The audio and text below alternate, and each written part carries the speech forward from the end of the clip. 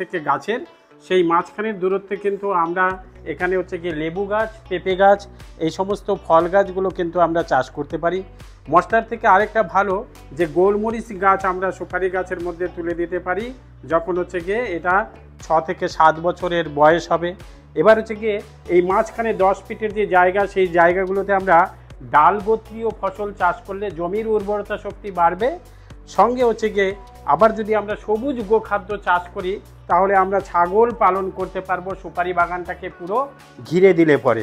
এরপরেও কিন্তু আমরা এই মাঝখানে হচ্ছে গিয়ে কেঁচো সারের গর্ত রাখতে পারি, যে কেঁচো সারের দিয়ে আমরা এই সবজি, মশলা, ফল এগুলো কিন্তু চাষ করতে পারবো।